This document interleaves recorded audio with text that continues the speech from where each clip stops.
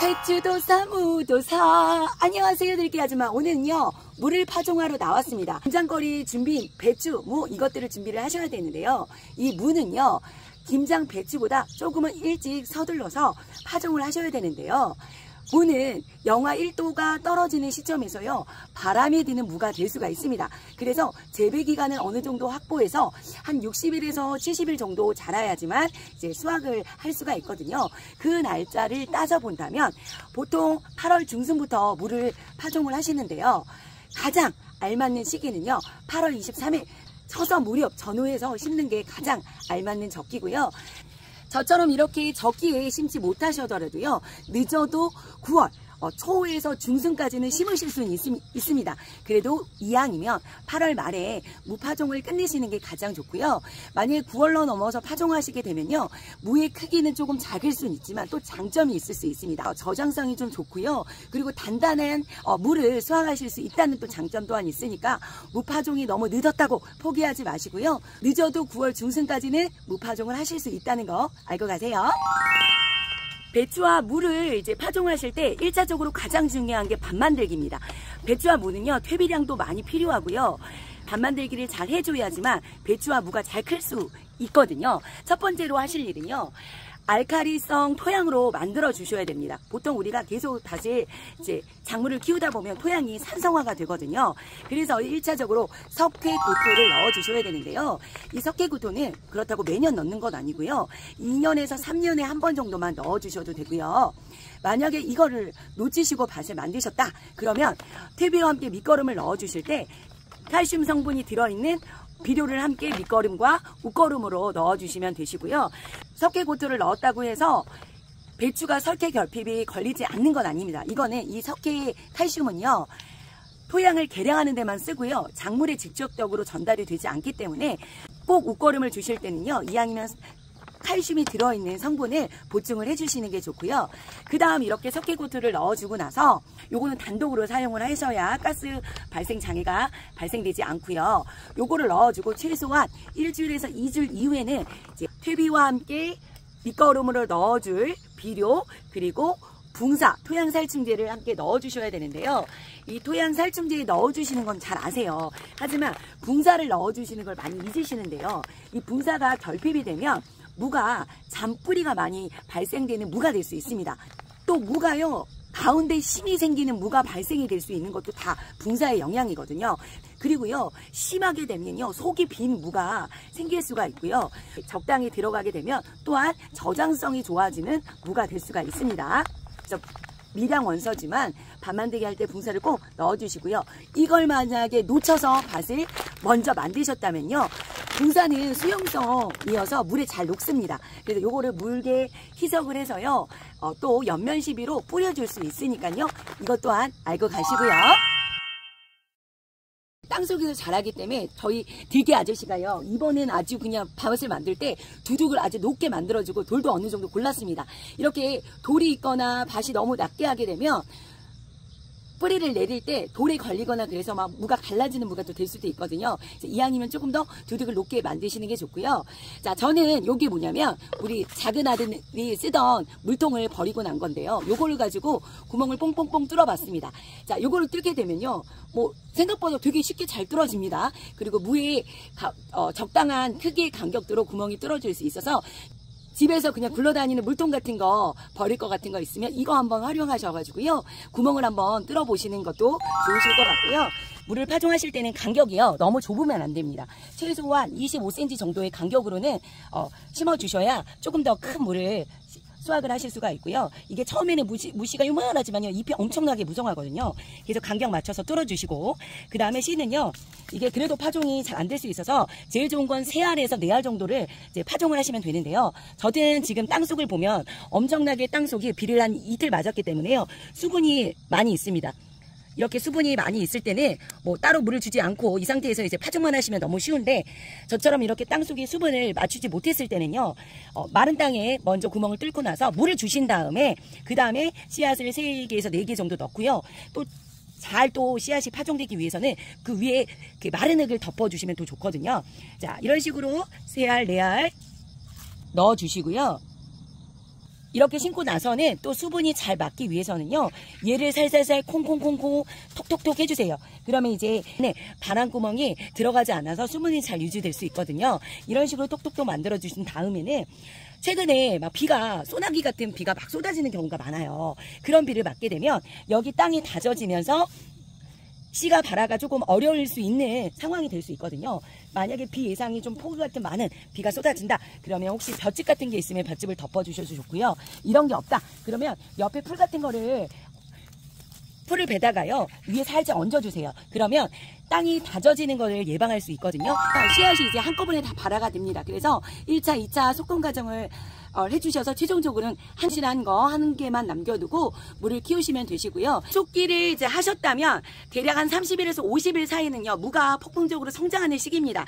그 시기에는 수분 관리를 또 충분히 해줘야 무가 쓴맛이 없고 달달한 물을 수확하실 수 있다는 것도 알고 가시고요. 배추가 여름 배추입니다. 대략 한 달 정도 됐는데요. 아주 폭강 선정을 잘하고 있고요. 자, 잎을 보시면 벌레 먹은 거 없이 아주 쌩쌩하게 모습을 볼 수 있는데요. 지금 저는 하얀 모기장 같은 거를 한랭사를 덮어놨습니다. 이 한랭사를 덮어놓으시게 되면요, 배추, 무, 그 벼룩이 벌레 와서 충피해를 많이 예방할 수가 있어요. 100% 방제는 어렵지만요, 저는 매년 이 한랭사 덕분에 진짜 살충제 약 별로 안 하고서도 친환경으로 이렇게 배추를 키울 수가 있었거든요. 자, 여기도 보면 벌레가 없이 깨끗하게 자란 상태를 볼 수 있죠. 자, 이렇게 한랭사를 하실 때는요, 활대리가 필요합니다. 활대리를 꽂고요. 그 다음 한랭사를 사가지고 요거는 매년 재사용을 할 수가 있어요. 구멍이 떨어지면 뭐 중간중간 뭐 땜빵을 해가지고 묻힐 수도 있긴 하지만 아무튼 오랫동안 재사용을 할 수가 있으니까요, 올 김장거리는 무, 배추 이런 거에 한랭사 덮으셔가지고요, 그 충피해를 예방을 한번 해보시고요. 무밭에 왔어요. 쏙쏙쏙 가지러 왔어요. 안녕하세요, 들깨 아줌마. 오늘은요, 김장물을 심고요. 저 같은 경우는 15일 됐습니다. 물을 심었으면 솎아주는 일과 웃거름을 주시는 일을 해주셔야 물을 아주 곱게 예쁘게 잘 키울 수가 있는데요. 보통 무 같은 경우는 8월 말쯤 한 20일 전후에서 많이들 심으십니다. 비로 쓰러졌어요. 비료 얼른 세워져서 많이 쏟아지진 않았습니다. 이렇게 8월 한 20일 전후에서 심게 되면 지금쯤부터 뭐 15일에서 20일 정도가 되는 상황인데요. 1차 소금과 웃거름을 주는 시기를 같이 하셨을 때 일이 훨씬 더 쉽습니다. 1차 웃거름을 주는 시기는요, 심고 나서 파종을 하고 나서 20일 후에 이제 1차 웃거름을 주시면 되는데요. 웃거름은 보통 무 같은 경우는 전혀 안 하셔도 돼요. 내가 밥 만들기를 정말 충분히 해서 뭐 지금 20일 됐는데도 아주 폭풍성장을 하고 잘한다, 그러면 꼭 굳이 주지 않으셔도 됩니다. 하지만 저는 아직 어떻게 될지 모르니까 항상 1차 웃거름은 주게 되거든요. 배추는 많게는 3차에서 4차까지 웃거름을 줄 수도 있지만 무는 많이 줘도 한 번이나 2번 정도 웃거름을 주시면 되고요. 저는 그래서 매년 한 번만 웃거름을 주고 있습니다. 1차 웃거름을 주실 때 같이 소금 과정도 해주시면 너무 쉽고요. 소금 과정은 또 한 번이나 2차례 정도의 소금 과정을 해주시는 게 안전합니다. 이게 자라다 보면 또 중간에 벌레 먹어서 시들시들 죽는 것도 있고요. 잘 크다가 또 죽는 것도 생길 수가 있거든요. 1차 웃거름을 해줄 때 소금 과정을 해주고, 이때는요 텐실한 놈 2개를 남겨놓고 솎아주는 과정을 해주시면 됩니다. 보통 농진청 자료에서는요, 뭐 본엽이 3장에서 5장 남겼을 때 1차 소금 과정을 해줘라. 근데 그거 일일이 세기 쉽지 않죠. 그래서 20일쯤 됐을 때 1차 웃거름을 주는 시기에 1차를 해주고, 그 다음 2차 소금 과정은요, 무가 뿌리가 커지는 시기가요 30일에서 50일 사이에 무의 뿌리가 폭풍적으로 성장하는 시기이기 때문에 2차 소금 과정을 해줄 때도요, 1차를 해주고 일주일에서 열흘 안에 30일이 되기 전에 2차 소금 과정을 해주셔서 최종적으로 재배 간격을 25cm 정도 남겨놓고 소금 과정을 해주시면 돼요. 무야 안녕. 자, 한랭사를 저도 보름 만에 걷어봤습니다. 근데 그 와중에도요, 이렇게 쌩쌩하게 벌레 하나 먹은 거 없는 것도 있고요. 요거는 왜 이렇게 벌레가 많이 먹었대요. 이렇게 알랭살을 씌우더라도 100% 방제는 어렵지만 아직까지 저는 뭐 벌레를 잡아주지도 않고 뭐 벼룩 잎벌레 예방하는 분재 가루를 뿌려주지도 않고 마냥 그냥 냅둔 거 치고는요. 그래도 잘 자라고 있습니다. 1차 웃거름 주실 때 1차 속금 과정을 해주시면 좋고요. 이때 솎아주실 때는요. 이빨이 간 상태를 보고 이왕이면 튼실한 게 남겨놓는 게 좋겠죠. 안전하게 2장 정도, 2개 정도 남겨놓는 게 좋아요. 그래서 작황 상태가 조금 잎이 작은 거 이런 거를 이렇게 쏙 뽑아주셔도 되고 가위로 잘라주셔도 되는데 이빨의 모양이 좀 이상하게 생긴 거 그리고 색깔이 좀 연하거나 벌레가 많이 먹은 거나 이런 걸 선별하셔서 최종적으로 이제 2개만 남기고 1차 속금을 하시면 되는데요. 이때 주의할 거 솎아주고 나서는 그 뿌리 주변을 꼭꼭꼭 눌러주셔야 합니다. 여기서 꼭꼭꼭 눌러주는 이유가 중요한데요. 꼭꼭꼭 눌러주지 않으면요. 뿌리가 흙과 함께 밀착이 되지 않아서요. 나중에 구부러진 무가 발생이 될 수 있는 확률이 높습니다. 그래서 구부러진 무를 원하지 않으시고 이쁘게 날쌍한 물을 원하신다면 꼭꼭꼭 눌러주시고요. 웃거름을 이제 한 차례 주실 때는 자, 무와 무 사이의 간격 최소한 15cm에서 20cm 간격에 떨어진 곳에 웃거름을 주실 건데요. 자, 저는 매년 주고 있는 유니칼슘 NK 비료에 칼슘이 들어있는 유니칼슘을 이제 비료와 함께 만약에 밥 만들기 할 때 붕사를 넣지 않으셨으면 1차 웃거름을 주실 때 붕사를 함께 섞어주시면 좋아요. 붕사가 결핍이 되면 무 같은 경우는 잔뿌리가 많이 발생이 되고요. 또 심이 생길 수도 있고요. 저장성도 떨어지게 됩니다. 그래서 붕사도 함께 넣어주시고요. 그리고 저는 매년 무를 웃거름을 주실 때 마법의 하얀 가루 요거를 함께 같이 줍니다. 들깨알씨 이게 뭐게요? 소금? 천일염. 그냥 소금은 안 돼요. 천일염을 주셔야 돼요. 이 천일염을 함께 넣어주는 이유는 뭐냐면요.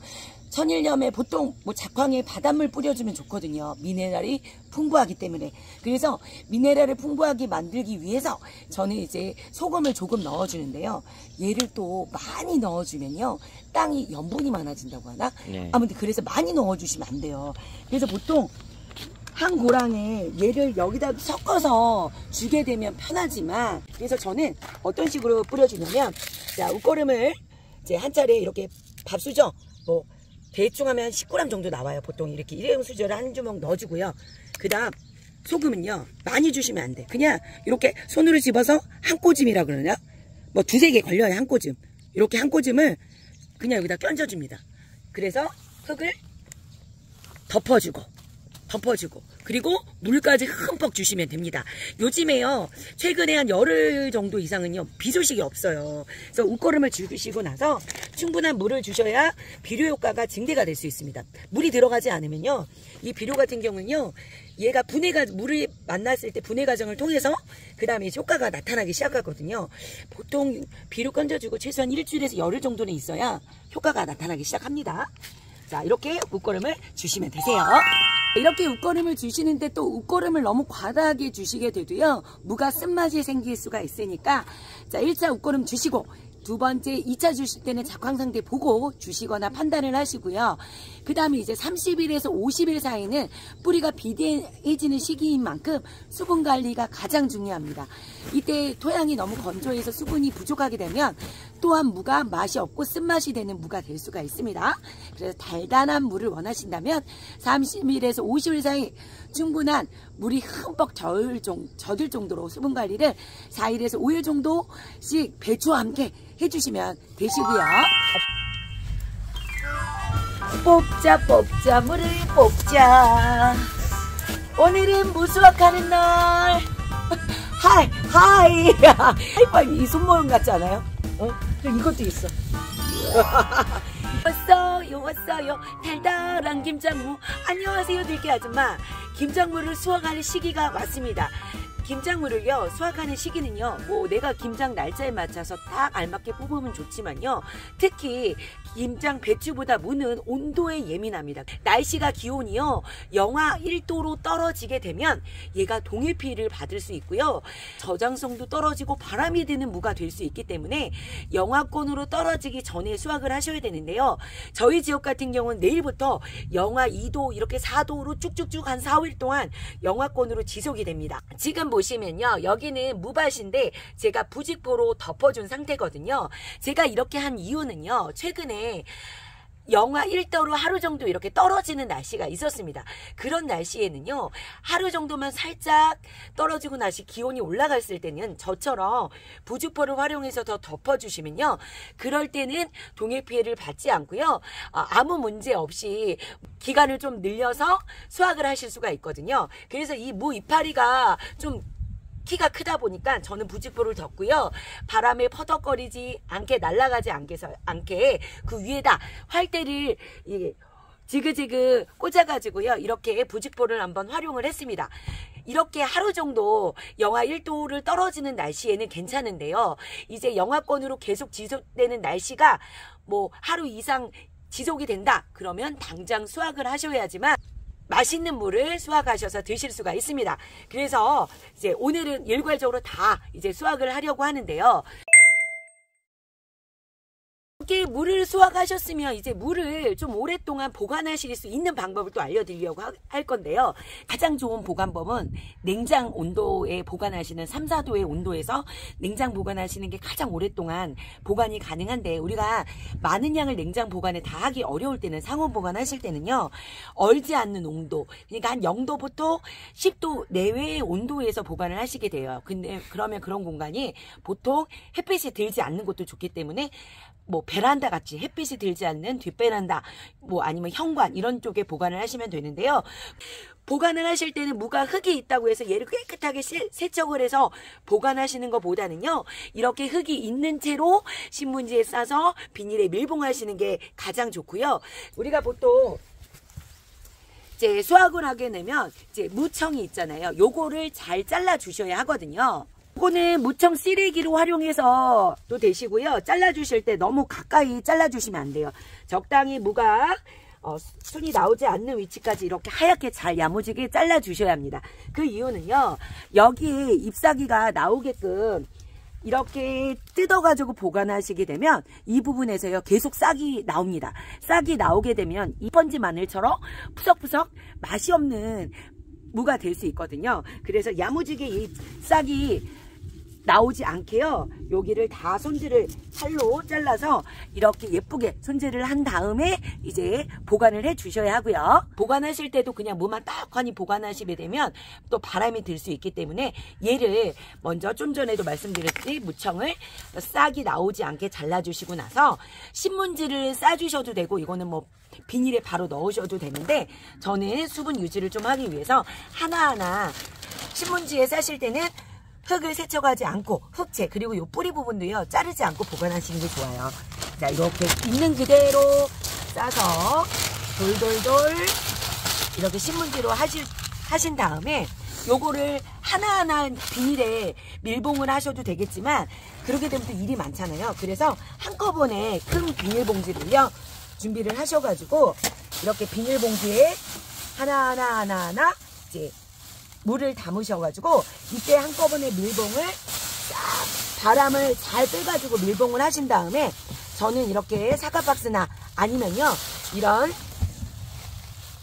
종이박스에 담으셔가지고 보관을 이제 0도에서 10도 내외의 온도에 햇빛이 들지 않는 곳에 보관을 하시면 되는데요. 이때 마냥 비닐 안에도 넣어놓게 되면요 우리가 결로 현상이라 그러죠.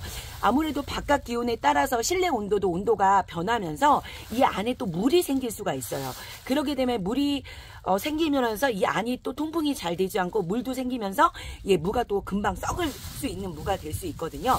그걸 예방하기 위해서는 어떤 방법이 좋으냐면 우리가 한 번씩 일주일에 한 번 정도는 물을 먹든 안 먹든 꺼내 먹든 안 먹든 한 번씩 열어가지고요 통풍을 시켜주잖아요. 그러면 이 안에 공기도 순환이 되면서 얘도 작물이다 보니까 무도 계속 호흡을 하거든요. 그래서 한 번씩 통풍이 되게끔 비닐을 열어줬다 한번 닫아주면요 훨씬 더 오랫동안 상온에서도 보관을 하실 수가 있습니다. 작물이기 때문이 아니라 생물이기 때문에. 아, 그러네요. 생물이기 때문에 얘를 호흡합니다. 그리고요, 얘를 이렇게 밀봉해서 잘 냅두다 보면 나중에 여기에 하얀 실뿌리가 많이 나오게 돼요. 그 실뿌리는 뭐 얘가 상해서 그런 게 아니라 곰팡이 펴서가 그런 게 아니라 얘도 살려고 얘도 숨을 쉬어야 되는데 이 뿌리로는 이제 호흡을 작용을 못 하니까 얘가 살기 위해서 실뿌리가 이 무에서 나오면서 그 실뿌리로 인해서 다시 수분을 흡수하고 배출하는 호흡 작용을 하게 된다고 합니다. 그래서요, 뭐 그 실뿌리가 생겼다고 뭐 이상이 있는 무는 아니니까 걱정하실 필요 없으시고요. 자, 이렇게 보관을 하시게 되면 오랫동안 상온에서 한 3월까지는 드실 수가 있지만 그래도 중간중간 신문지도 한번 열어보셔서 상태가 괜찮은지 확인하시고요. 2월 정도부터는요. 그래도 기온이 많이 올라가는 날씨가 지속이 많이 되니까 그때는 상태 확인하시고 수량이 남은 게 많지 않으시다 그러면 냉장 보관으로 빨리 바꾸시거나 아니면 빨리 뭐 묵은지든 생채든 담으셔서 빨리 소비하시는 게 좋습니다. 자, 뽑자. 물을 뽑자. 오늘은 무수확하는 날. 여보, 이게 하이 엄지 이렇게 하이파이브 이 손모양 같지 않아요? 이것도 있어. 자, 이렇게 못생긴 무가 나오는 이유는요, 얘가 이제 곱게 뿌리를 내려야 되는데 내려가다가 돌 같은 게 걸린 거야. 그래서 이런 모양의 기형적으로 나올 수 있습니다. 폭망한 줄 알았는데 뭐 폭망 정도는 아니네. 적당히 사이즈가 크진 않아도 잘 자랐습니다. 이번에 그 톡톡이 벌레한테 이파리를 많이 테러를 당했거든요. 그래서 광합성이 잘 안 돼가지고 다른 때보다는 사실 무가 조금 작긴 하는데 요렇게 사이즈가 좀 작은 것들이 오히려 저장하기 더 좋고 먹기 좋습니다. 그래서 딱 좋네, 딱 좋아. 얘들야 하이파이브.